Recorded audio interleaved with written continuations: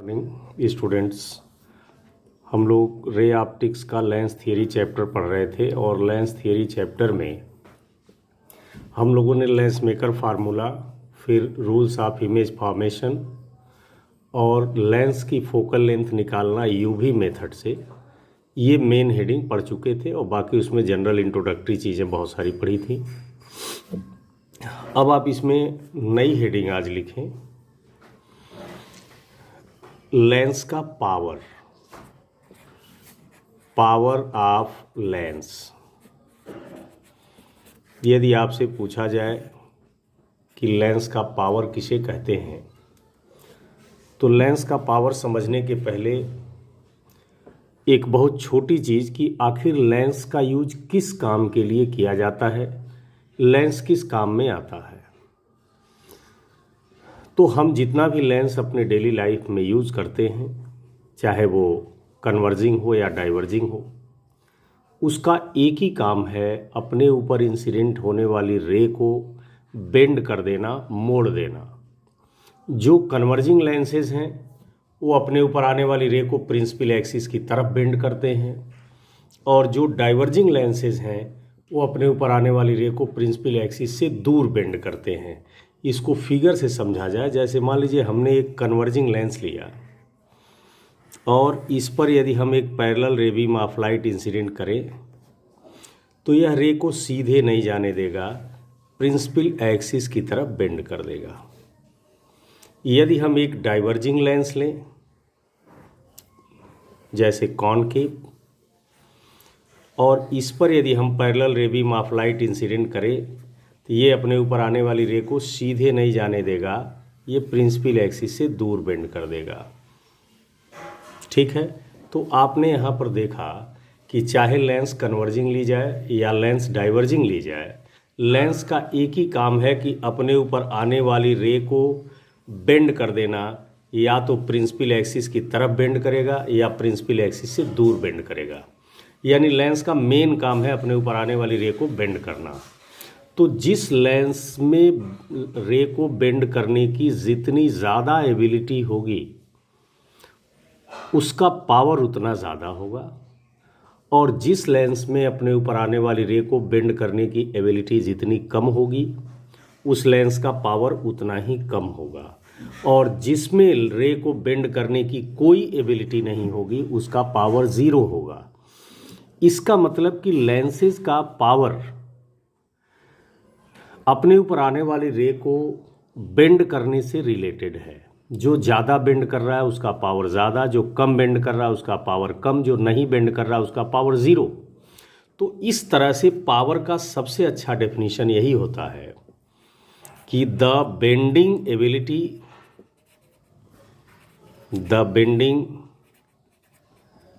Ability, या इसको ऐसे भी लिख सकते हैं, द कन्वर्जिंग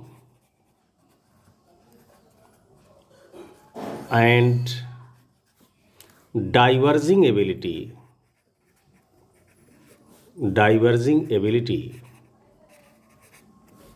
ऑफ लेंस। क्योंकि ये देखिए कन्वर्ज कर रहा है और ये डाइवर्ज कर रहा है, तो बेंडिंग एबिलिटी भी कह सकते हो और कन्वर्जिंग और डाइवर्जिंग एबिलिटी भी कह सकते हो कि द बेंडिंग एबिलिटी या the converging and diverging ability of lens is called power.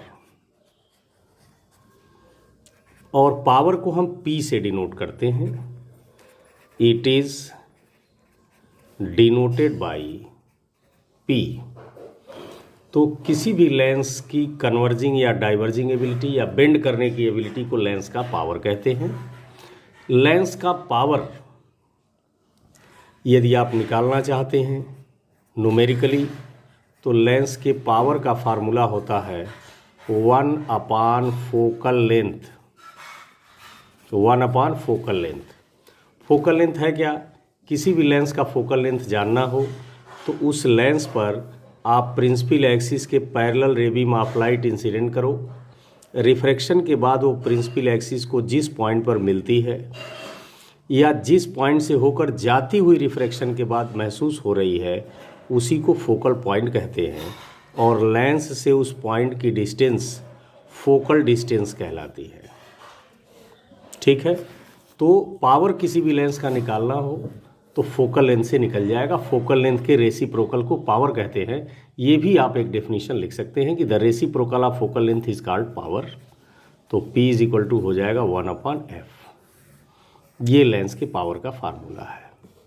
Lens के पावर की यूनिट ऑफ पावर देख रहे हो 1/फोकल लेंथ। फोकल लेंथ की यूनिट मीटर होती है, तो 1/मीटर या मीटर इनवर्स, इसको हम एसआई सिस्टम में डायोप्टर कहते हैं या कैपिटल डी से डिनोट करते हैं। ठीक, तो किसी भी लेंस का पावर निकालना हो तो उसकी फोकल लेंथ चाहिए। फोकल लेंथ का रेसिप्रोकल कर दीजिए, लेंस का पावर निकल जाएगा। ठीक है, अब हम लोग अगली हेडिंग की तरफ चलते हैं। तो अगली हेडिंग आप डाल लें लीनियर मैग्नीफिकेशन। लीनियर मैग्नीफिकेशन, देखिए मैग्नीफिकेशन तो 3 होता है, लीनियर मैग्नीफिकेशन, एरियल मैग्नीफिकेशन और वॉल्यूम मैग्नीफिकेशन। लेकिन यहाँ पर हम लोग चर्चा सिर्फ लीनियर मैग्नीफिकेशन की करेंगे कि लीनियर मैग्नीफिकेशन है क्या। लीनियर मैग्नीफिकेशन किसी भी लेंस का निकालना हो तो सिंपल सा डेफिनेशन है इसका, the ratio of length of image and length of object is called linear magnification. Linear magnification, it is denoted by small M. अब आपसे यदि कोई कहे कि लीनियर मैग्नीफिकेशन क्यों पढ़ते हैं, इससे हमको क्या ज्ञान मिलता है, तो यहाँ मैं 2 बातें कहूँगा। पहली कि यदि आप किसी लेंस के सामने कोई ऑब्जेक्ट रखते हो तो ऑब्जेक्ट कितना बड़ा है, लेंस उसकी इमेज कितना बड़ा या कितना छोटा बनाएगा, इसकी भी जानकारी आपको लीनियर मैग्नीफिकेशन से होती है। और दूसरा, यदि लेंस से ऑब्जेक्ट इतनी दूर हम रखें तो इमेज कितनी दूर बनेगी, इसकी भी जानकारी हमको लीनियर मैग्नीफिकेशन से होती है। यानी लीनियर मैग्नीफिकेशन से हमको 2 मुख्य बातों की जानकारी होती है। एक, ऑब्जेक्ट की साइज़ पता हो तो इमेज की साइज़ पता चल जाएगी, या इमेज की साइज़ पता हो तो ऑब्जेक्ट की साइज़ पता चल जाएगी। और दूसरी जानकारी, ऑब्जेक्ट कितना दूर रखा जाएगा तो इमेज कितना दूर बनेगा, या इमेज इतना दूर बन रहा है तो ऑब्जेक्ट कितना दूर रखा गया था। इन दोनों ही महत्वपूर्ण बातों की जानकारी हमको जिस क्वांटिटी से होती है वो है लीनियर मैग्नीफिकेशन। अब लीनियर मैग्नीफिकेशन का फार्मूला देखिए। लीनियर मैग्नीफिकेशन का फार्मूला जैसा कि मैंने डेफिनेशन लिखाया है कि the ratio of length of image and length of object, यानी इमेज की लेंथ और ऑब्जेक्ट की लेंथ का रेशियो निकाल दीजिए, लीनियर मैग्नीफिकेशन हो गया। तो इसका फार्मूला हो जाएगा length of image upon length of object. यदि हम इमेज की लेंथ को h1 लिखें और ऑब्जेक्ट की लेंथ को h2 लिखें तो लीनियर मैग्नीफिकेशन हो जाएगा h1/h2। ठीक, देख रहे हो कि लीनियर मैग्नीफिकेशन वास्तव में 2 लेंथ का रेशियो है, इसलिए इसका कोई यूनिट डायमेंशन नहीं होता। यानी यहाँ लिख सकते हो कि m has no unit and dimension. m की कोई यूनिट और डायमेंशन नहीं होती है।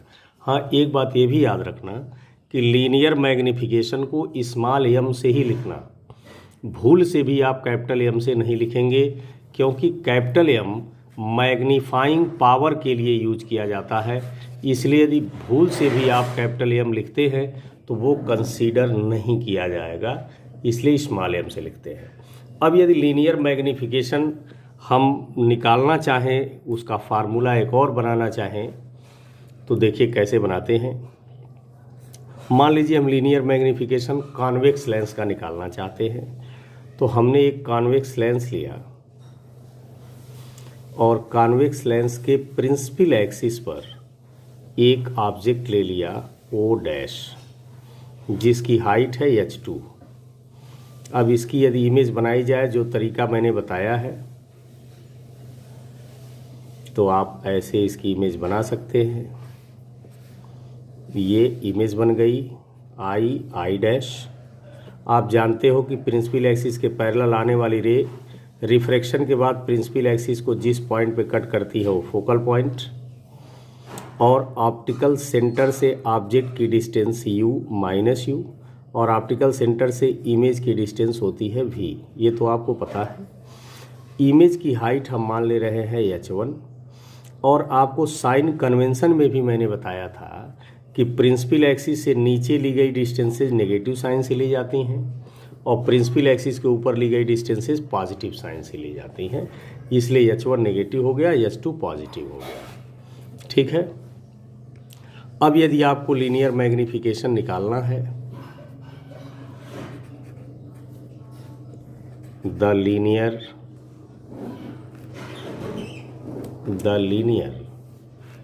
मैग्नीफिकेशन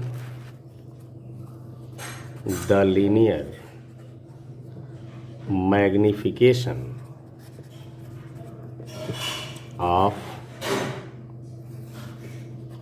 कॉन्वेक्स लेंस, तो कॉन्वेक्स लेंस का लीनियर मैग्नीफिकेशन हो जाएगा length of image upon length of object. तो साइन सहित लीजिए, तो -h1 अपॉन h2। एक फार्मूला तो लीनियर मैग्नीफिकेशन का यही हो जाएगा। हाँ, याद रखिए कि देखिए यहाँ पर h1 नेगेटिव है, h2 पॉजिटिव है, तो लीनियर मैग्नीफिकेशन नेगेटिव में आ गया। तो कॉन्वेक्स लेंस का लीनियर मैग्नीफिकेशन निकालने का एक फार्मूला तो यही हो गया। अब आप फिगर को देखिए, तो इसमें यदि आप ध्यान से देखोगे तो ये जो ट्रायंगल बना है COO डैश, और ये दूसरा जो ट्रायंगल बना है CII डैश, ये दोनों ही ट्रायंगल ये सिमिलर हैं। बता चुका हूँ डेरिवेशन में, ये इसका 90 डिग्री है, ये भी 90 डिग्री है, ये एंगल इसके इक्वल ही है, तो तीसरा तीसरे के भी इक्वल होगा। इसलिए ये दोनों ट्रायंगल सिमिलर हैं। कौन कौन? COO डैश और CII डैश। तो आप यहाँ देख रहे हो, लिख सकते हो कि since triangle COO dash and triangle CII dash both are similar, hence आप जानते हो कि यदि दो ट्रायंगल सिमिलर हो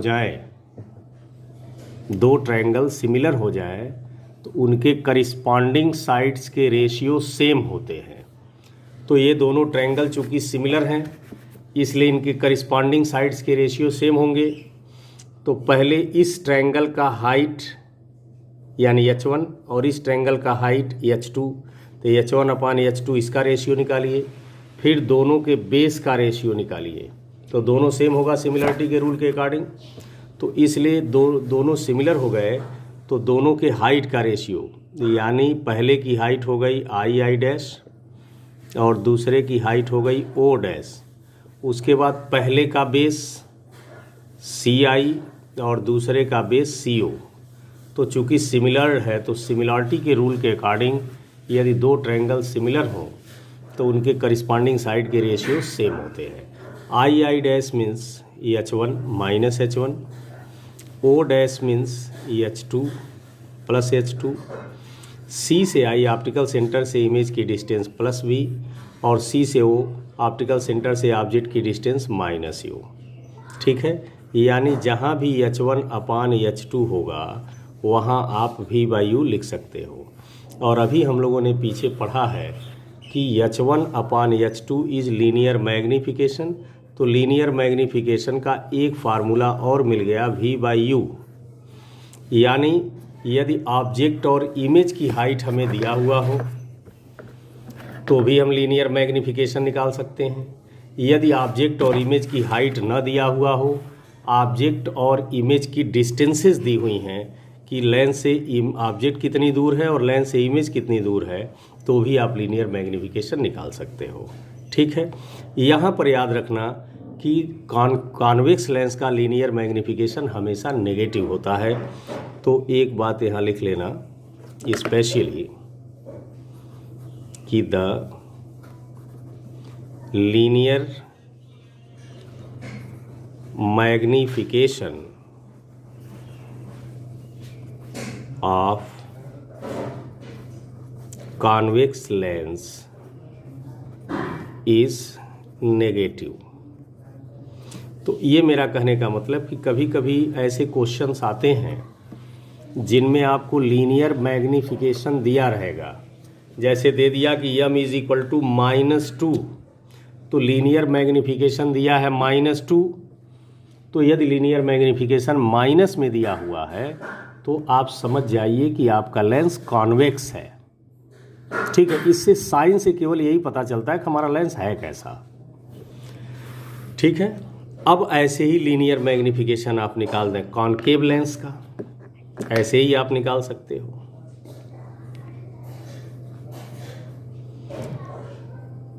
लीनियर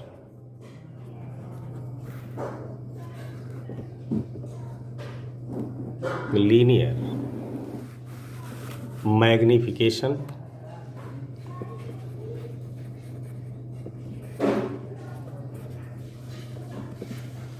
ऑफ कॉनकेव लेंस। तो कॉनकेव लेंस की यदि लीनियर मैग्नीफिकेशन निकालना हो तो जैसे हमने कॉनकेव लेंस की निकाली है वैसे ही आप कॉन्वेक्स लेंस की भी निकाल सकते हो। अरे कॉन्वेक्स लेंस की निकाली वैसे ही कॉनकेव लेंस की निकाल सकते हो। इसके लिए हम फिगर जरा बनाएं। मान लीजिए ये हमारा कॉनकेव लेंस है और ये कॉनकेव लेंस की प्रिंसिपल एक्सिस है, ये ऑप्टिकल सेंटर है।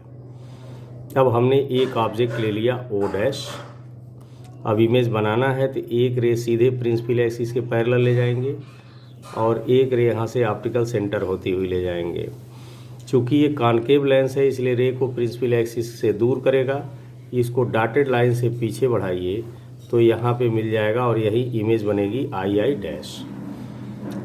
ऑप्टिकल सेंटर से ऑब्जेक्ट की डिस्टेंस -u, ठीक है, और ऑप्टिकल सेंटर से इमेज की डिस्टेंस -v, और इमेज की हाइट हम H1 माइनस ले ले रहे हैं, ऑब्जेक्ट की हाइट H2 प्लस ले ले रहे हैं। ठीक है, अब यहाँ भी लीनियर मैग्नीफिकेशन देखोगे तो linear magnification m is equal to होता है height of image upon height of object. चूँकि यहाँ पर इमेज भी प्रिंसिपल एक्सिस के ऊपर बना है, ऑब्जेक्ट भी बना है, इसलिए दोनों का साइन पॉजिटिव होगा, इसलिए यहाँ पर हम प्लस ले ले रहे हैं। इक्वेशन 1 हो गया। अब आप यदि फिगर को ध्यान से देखेंगे, इसके पहले आप पढ़े हो, तो एक ट्रायंगल COO' पूरा ये ट्रायंगल और CII', ये दोनों आपस में सिमिलर हैं। तो जब COO' और CII' सिमिलर हैं तो सिमिलरिटी के रूल के अकॉर्डिंग इन दोनों के करिस्पॉन्डिंग साइड्स के रेशियो सेम होंगे अकॉर्डिंग टू द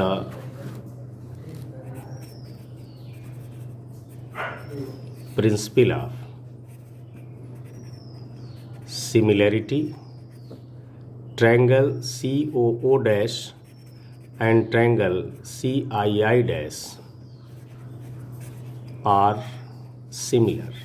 जब ये दोनों सिमिलर हो गए तो करिस्पॉन्डिंग साइड्स के रेशियो सेम होंगे, यानी O' upon II' is equal to पहले का बेस CO और दूसरे का बेस CI।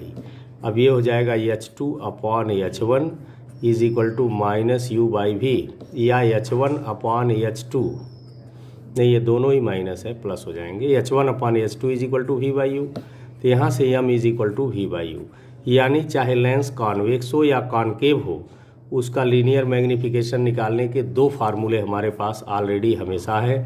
यदि ऑब्जेक्ट और इमेज की हाइट पता हो तो भी लीनियर मैग्नीफिकेशन निकल जाएगा, या ऑब्जेक्ट और इमेज की डिस्टेंस पता हो तो भी निकल जाएगा। ठीक है, लीनियर मैग्नीफिकेशन निकालने का एक और फार्मूला देख लें।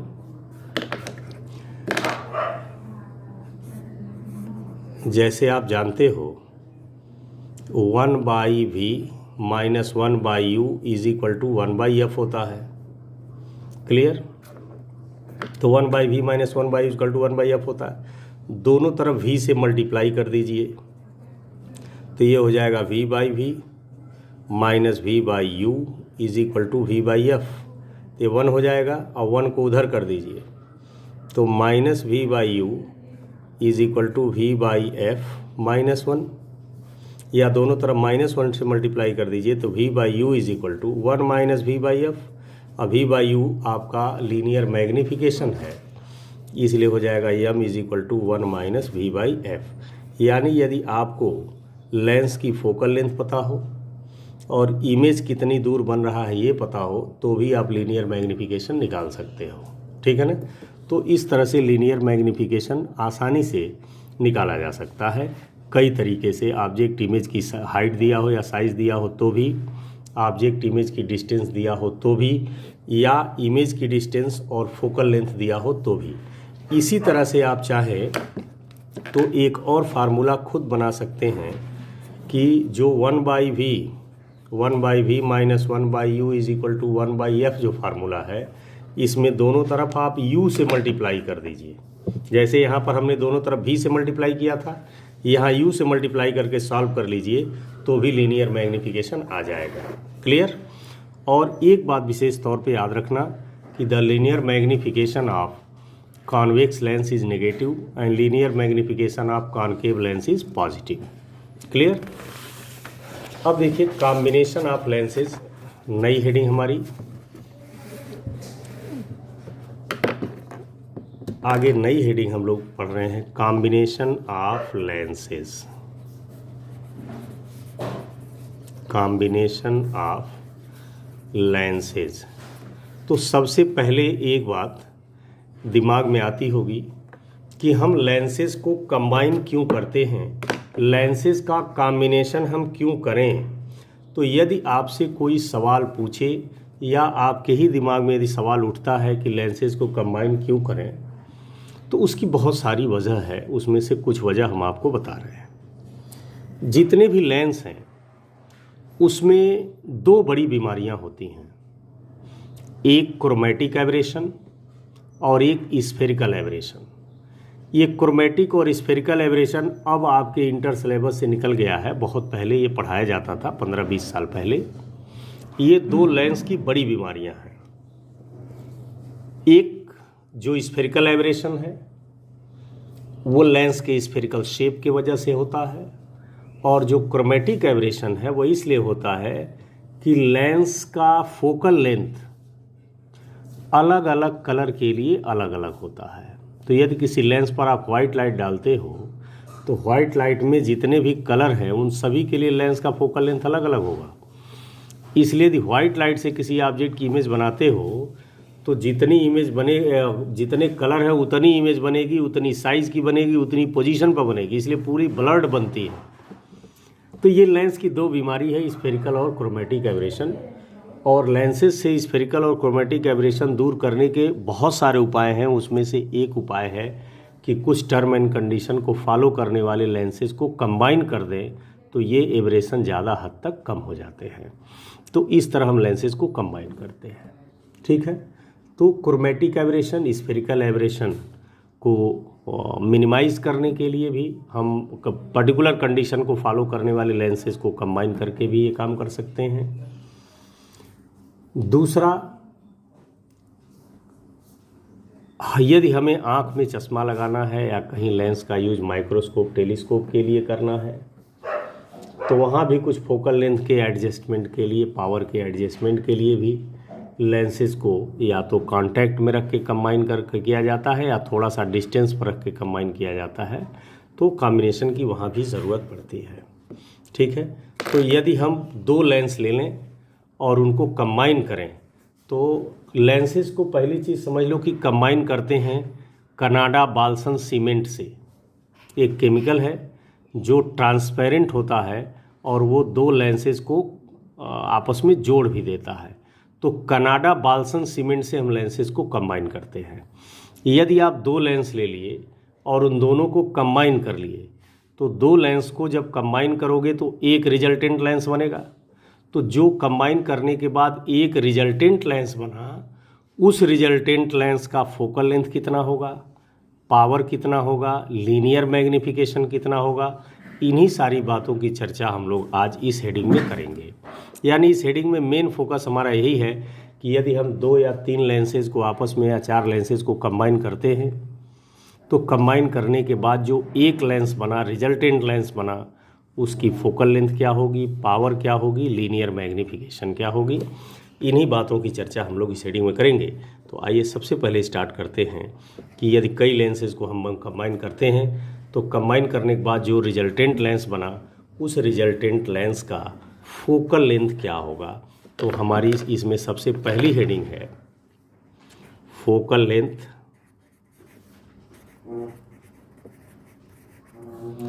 Of combination. Focal length of combination यानी कई लेंसेज को कंबाइन करने पर जो रिजल्टेंट लेंस बना, उसकी फोकल लेंथ कितनी होगी। तो यहाँ पर हम फार्मूला डिराइव करने के लिए शुरू में केवल 2 लेंस लेंगे और दोनों को कंबाइन करेंगे। मान लीजिए हमने एक लेंस ले लिया, ये थिन लेंस, और एक दूसरा लेंस मैंने ले लिया, दोनों को कांटेक्ट में रख दिया और ये इनकी कॉमन प्रिंसिपल एक्सिस है। इस लेंस की फोकल लेंथ f1 है और इस लेंस की फोकल लेंथ f2 है। अब फार्मूला डिराइव करने के लिए कॉम्बिनेशन के फोकल लेंथ का हमने प्रिंसिपल एक्सिस पर एक पॉइंट ऑब्जेक्ट ले लिया। अब पॉइंट ऑब्जेक्ट से एक रे इस लेंस पर ले जाइए।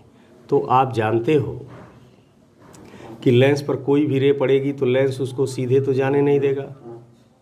प्रिंसिपल कॉन्वेक्स है तो प्रिंसिपल एक्सिस की तरफ बेंड करेगा। तो मान लीजिए इसने बेंड किया, ठीक। यदि आगे ये लेंस नहीं होता तो ये रे सीधे निकल जाती और यहाँ पर एक इमेज बना देती। तो ये ऑब्जेक्ट है पहले लेंस के लिए, इसलिए इसकी डिस्टेंस हम u मान ले रहे हैं, और ये इमेज भी पहले ही लेंस का बनाया हुआ है, इसलिए इसको हम v डैश मान ले रहे हैं। ठीक है, एक बात और याद रखिएगा कि ऑब्जेक्ट से जाने वाली रे सबसे पहले जिस लेंस पर पड़ती है उसी को हम फर्स्ट लेंस कहते हैं। तो ऑब्जेक्ट से जाने वाली रे सबसे पहले इस लेंस पर पड़ रही है, इसलिए यही फर्स्ट लेंस है, ये सेकंड लेंस है। और जो फर्स्ट लेंस है उसकी फोकल लेंथ हमने f1 ली है, जो सेकंड लेंस है उसकी फोकल लेंथ f2 ली है। अब यदि ये लेंस नहीं होता तो ये रे जाके यहाँ मिल जाती और इमेज बन जाती। तो ये इमेज पहले लेंस के द्वारा बनाई गई है और ये ऑब्जेक्ट भी पहले लेंस का है।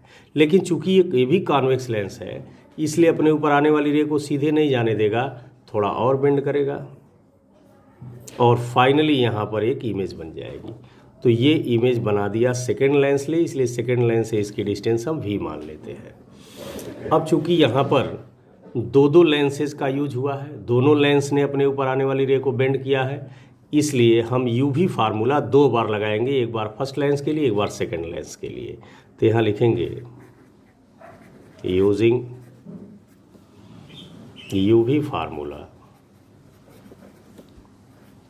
फॉर फर्स्ट लेंस, पहले लेंस के लिए।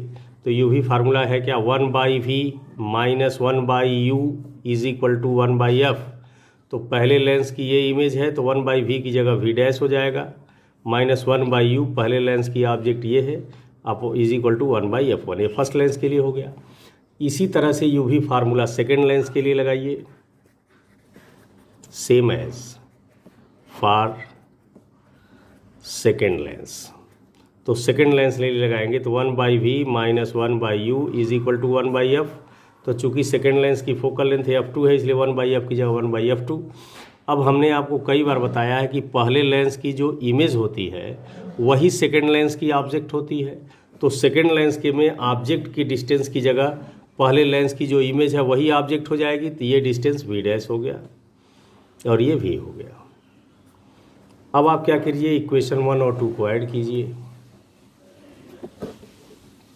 तो एडिंग इक्वेशन 1 एंड 2, इक्वेशन 1 और 2 को ऐड करोगे तो 1/v डैश पॉजिटिव है, ये 1/v डैश नेगेटिव है, ये दोनों कट जाएगा, यही दोनों बचेगा 1/v और -1/u।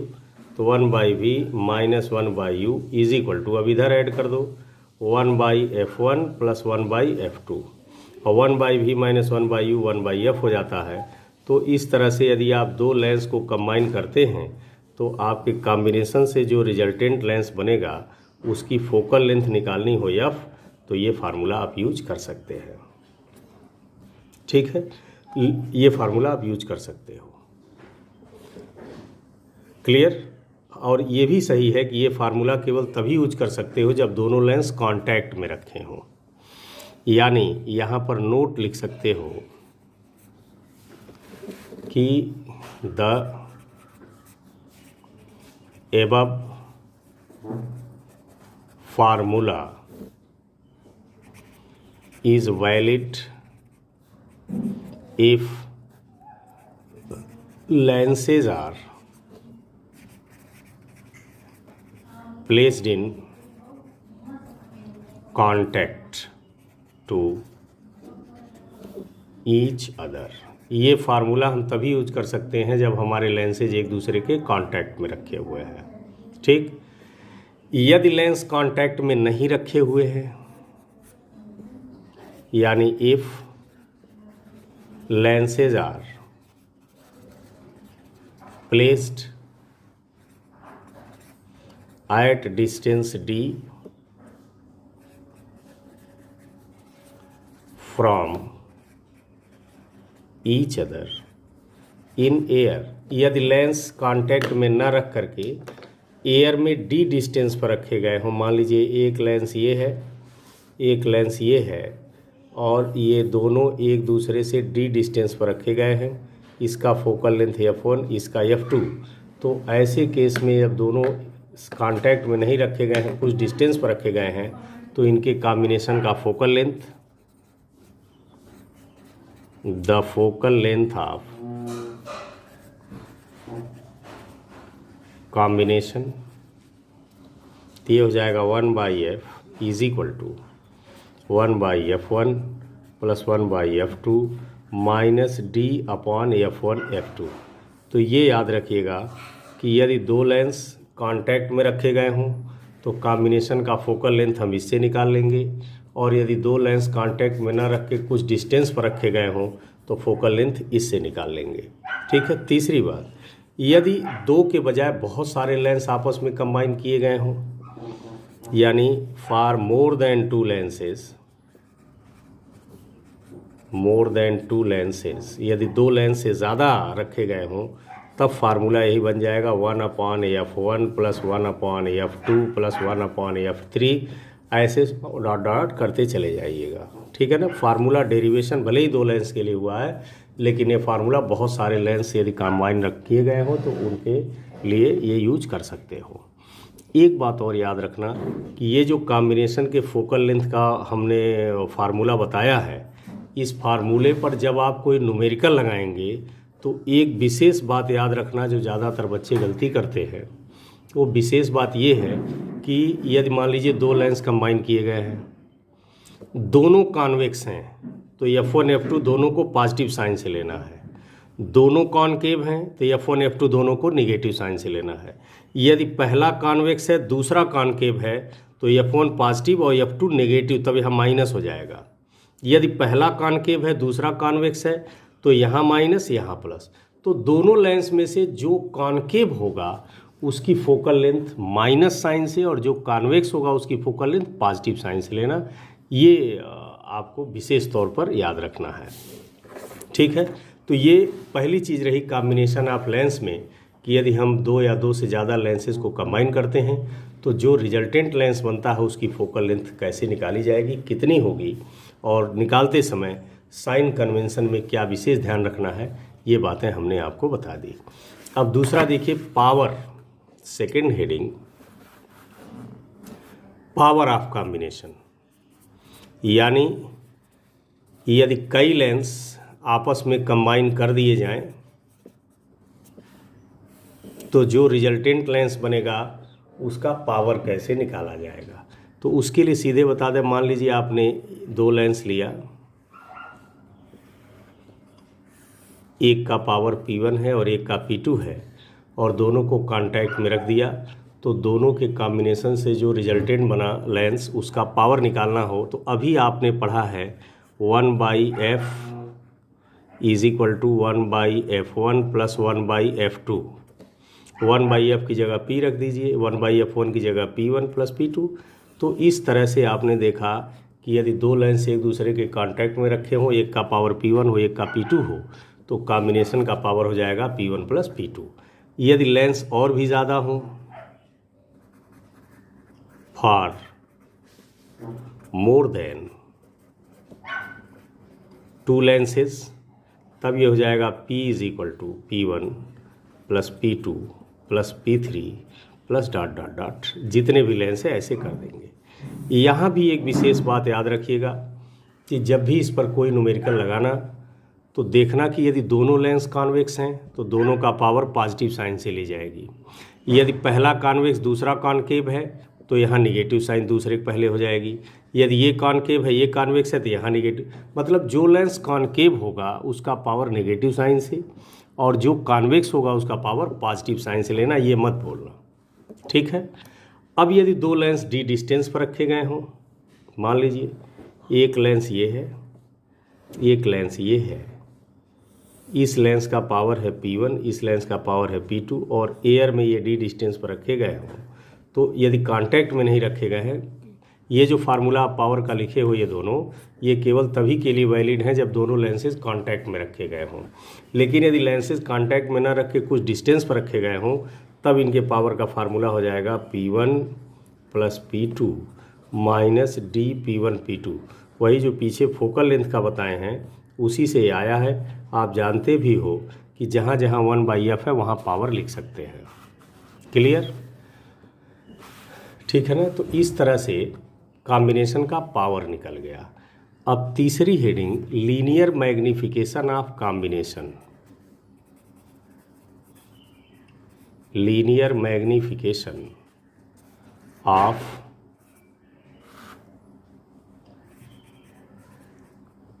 कॉम्बिनेशन। तो जैसे मान लीजिए बहुत सारे लेंस आपस में कंबाइन करके या कांटेक्ट में रखे हुए हैं, एक का लीनियर मैग्निफिकेशन M1, एक का M2, एक का M3। तो कॉम्बिनेशन का जो लीनियर मैग्निफिकेशन होगा, यानी यहाँ लिख लेना the combination linear magnification of combination, तीनों को मल्टीप्लाई कर देंगे, या 4 हो तो मल्टीप्लाई कर देंगे, 5 हो सब मल्टीप्लाई करते निकल जाएंगे। हाँ, यहाँ एक विशेष बात और ध्यान देनी है कि यदि बहुत सारे लेंस कंबाइन किए गए, 3 है तो 3 लिख दिया, 2 है तो 2 लिखिए, 5 है 5 लिखिए। एक बात याद रखना कि जो लेंस मान लीजिए 3 लेंस को कंबाइन किए, पहला कॉन्वेक्स है, दोनों कॉनकेव हैं बाकी, तो जो कॉन्वेक्स होगा उसका लीनियर मैग्निफिकेशन नेगेटिव साइन से लिया जाएगा और जो कॉनकेव होगा उसका लीनियर मैग्निफिकेशन पॉजिटिव साइन से लिया जाएगा। दूसरी एक महत्वपूर्ण बात कि यदि लेंसेज कांटेक्ट में रखे हों या कुछ डिस्टेंस पर रखे हों, दोनों केस में कॉम्बिनेशन का लीनियर मैग्निफिकेशन का एक ही फार्मूला लगता है, इनकी तरह अलग अलग फार्मूला नहीं है। तो इस तरह से ये लेंस थियरी चैप्टर आपका कंप्लीट हो गया। अब अगले पार्ट में हम पढ़ेंगे ऑप्टिकल इंस्ट्रूमेंट, जो बहुत ही इम्पॉर्टेंट है चैप्टर है। एक लॉन्ग क्वेश्चन और एक न्यूमेरिकल निश्चित रूप से बोर्ड में आता है। तो आज के लिए इतना ही। Thank you.